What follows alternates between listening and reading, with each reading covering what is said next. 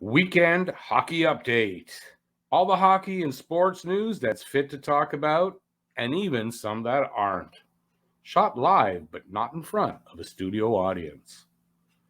Brought to you today by Evil Corp. If it's evil, it's us.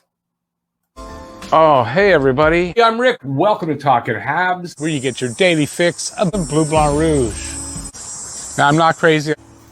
Stay right there. It's time for Weekend Hockey Update with Rick. Hey everybody, thanks for joining me. Let's get started. Habs re-sign center Nick Suzuki. Seen here signing his contract. They signed him to an 8-year, $63 million, $7.875 million AAV contract extension. So I didn't have the details last weekend. They signed him last Saturday, and I didn't have the details, and here they are. So Nick Suzuki will be getting some really nice paydays. The one thing I notice about this is the signing bonuses. There's not a ton of signing bonuses, only in his first season and his last 2 seasons. And I'm wondering if that has anything to do with just covering themselves in case Nick Suzuki may have to retire from an injury early. If that would be the case, there would not be a lot of signing bonus money to have to pay back to the league. And that's the penalty that a team signing a player pays if the player retires early. So I'm wondering if that's the reason, but there's not a lot of signing bonus money there. But good on Nick Suzuki. I think he'll end up totally deserving this contract. And in the end, this is not we'll look back and say, wow, that was a steal for Nick Suzuki. Nathan McKinnon tested positive for COVID-19 earlier this week. He'll miss a few games to start the season, and here's the announcement by Elliot Friedman. Colorado GM Joe Sakic announces that Nathan McKinnon tested positive for COVID. He is asymptomatic and will miss Wednesday's game. Saturday is not yet determined, so that's tonight, and we'll have to see how that goes. If there's an update, I will let you know. Austin Matthews, seen here during last season's playoffs, will miss at least the first 3 games of the season for Toronto with a wrist injury. He says he's not comfortable enough yet to play with his wrist as it is. A possible solution could be in the works, though. The Leafs have Matthews sit on his hand for 5 minutes before going on the ice. The hope is that the hand will feel like someone else's hand on his stick. It might work, and it could be the reason why Matthews smiles so much in practice and during the games. Delay, it's a live video. Subscribe and ring that notifications bell, and hey, give a thumbs up. Ryan Poehling's hopes of breaking camp with Montreal came to a halt on Tuesday as Montreal sent Poehling back down to Laval Rocket of the AHL. Poehling responded with a strong opening game for Laval against Belleville, and he scored a goal in a 6-2 win. The last time that happened, that they sent him back without believe that was last season. Poehling did not respond well. He admitted that, and at least this year he's shown some more maturity, and he's responded well. And hopefully we'll see Ryan Poehling at some point this season back in a Montreal uniform. The reason Ryan Poehling was sent back was, I think, because Montreal claims center Adam Brooks off the waiver wire last Sunday from the Leafs. I think he'll stay on the roster and split time with center Cedric Paquette on the 4th line. And I think Brooks is, I guess the team feels that he's a little bit of an upgrade on Poehling. And I expect to see Brooks in the lineup any day now, any game now, maybe on Tuesday. We'll see Brooks. And I think that's the reason why Poehling got sent back. Paul Byron and Shea Weber were both officially placed on the LTIR. That was a big question with everybody. What's happening with them being on the LTIR? Well, they were officially placed there. With Carey Price also on the LTIR, cap relief is $21,757,143, and that's according to Cap Friendly. Apparently, they have spent already $9.75 million of that money. They'll need to be careful with the rest. as I hear Price is expected back by Christmas, and we all know that's about when Paul Byron should be returning as well. And if they spend that money, they'll need to make room for these players to return. So I think they'll have to be quite careful with that money.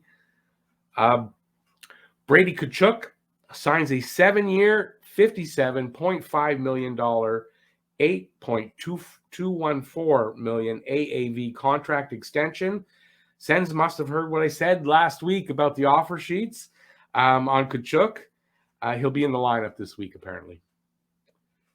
Have you ever noticed that this here on Facebook, the reaction buttons look like a Leaf season from start to finish? Ponder that one for a sec.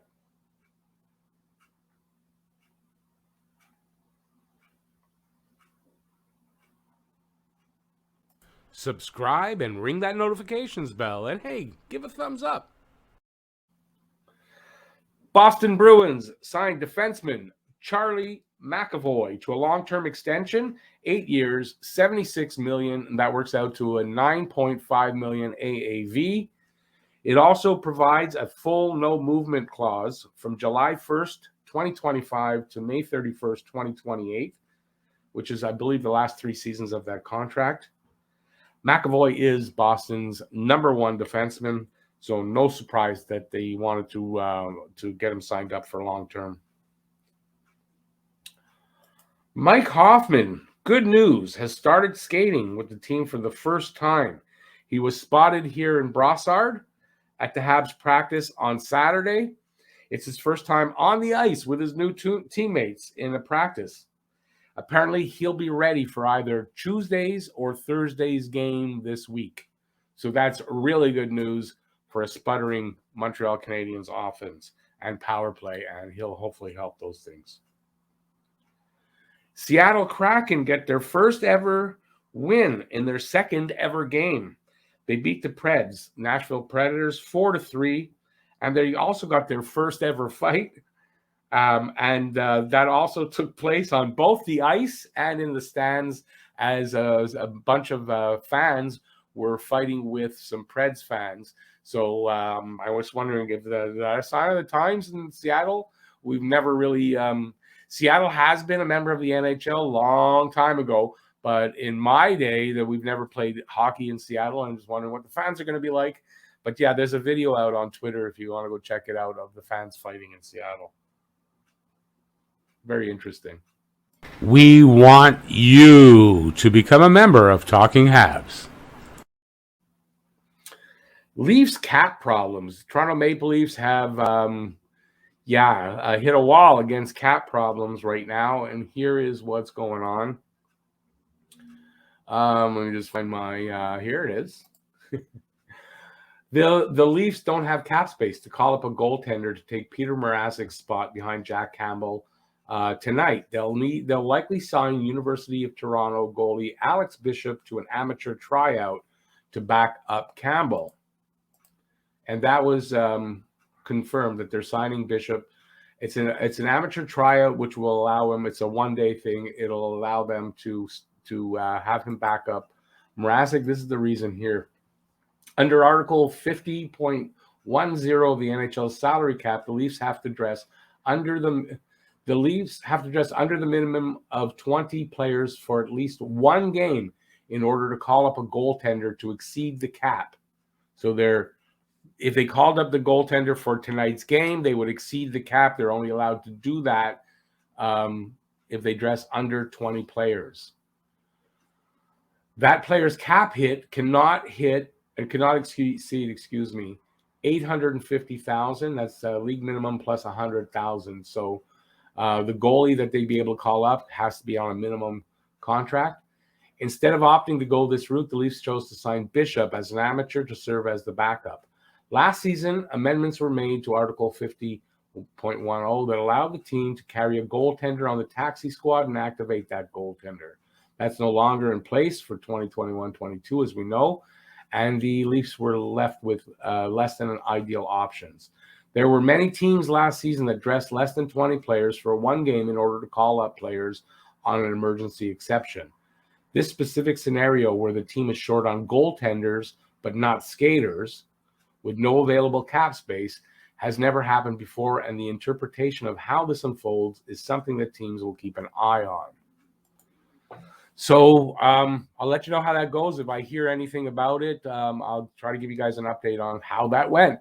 So that's where the reason managing the cap, we talk about it all the time. The reason that managing the cap is so important is you don't get into that kind of a situation. So you need to keep at least $1 million, $2 million going into the season so that in case of a situation like that, you have money to bring a player up.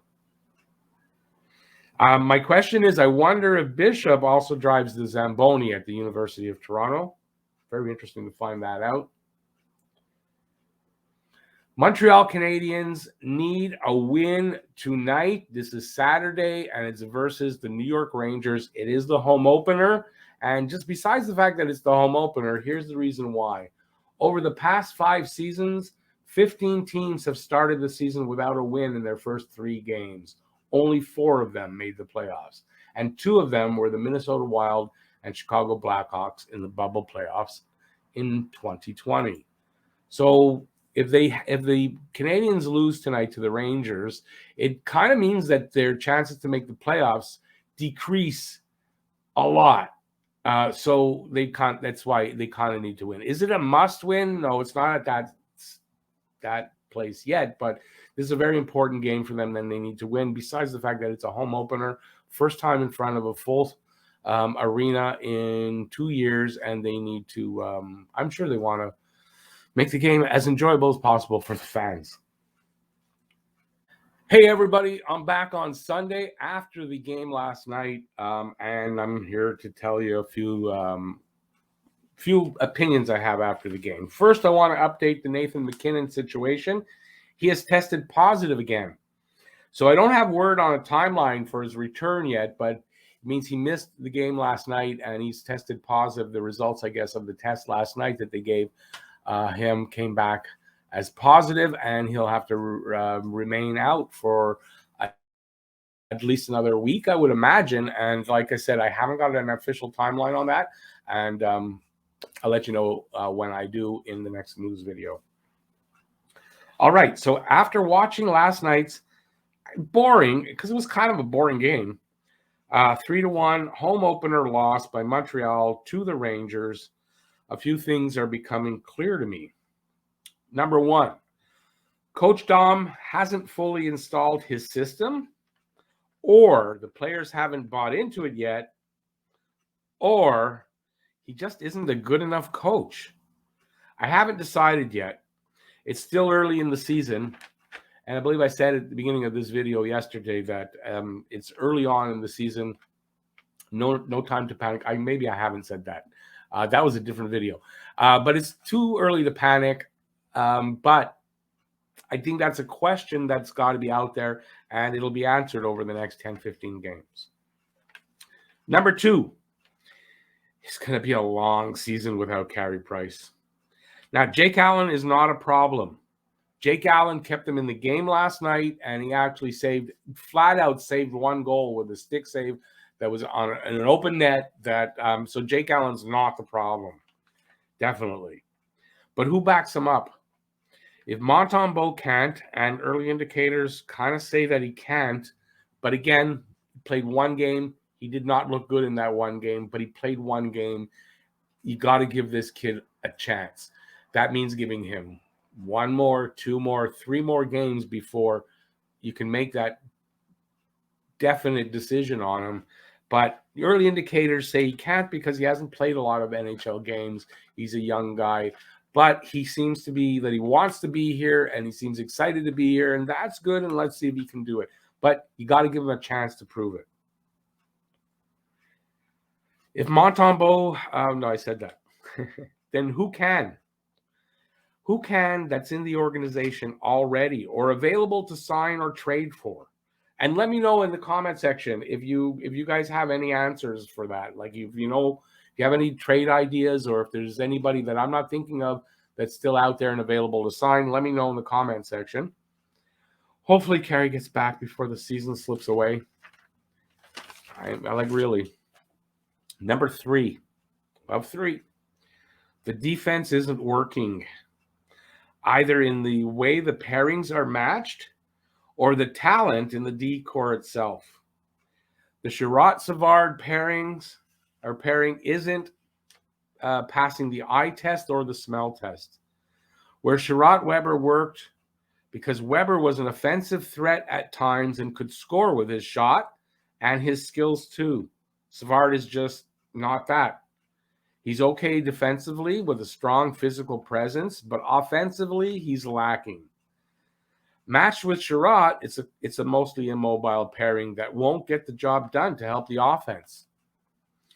In my opinion, that's a big reason the offense is managing only 1 goal a game and looking anemic. And it's not even just an average. It's 1 goal a game. 3 games, 1 goal each game. They're just looking anemic out on the offense.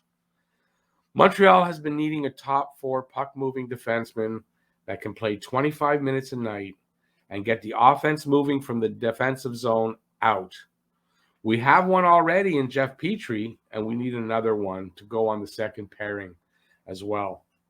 Chris Weidman is absolutely not the answer. He's way too small and is too weak on D, like Gustafsson was.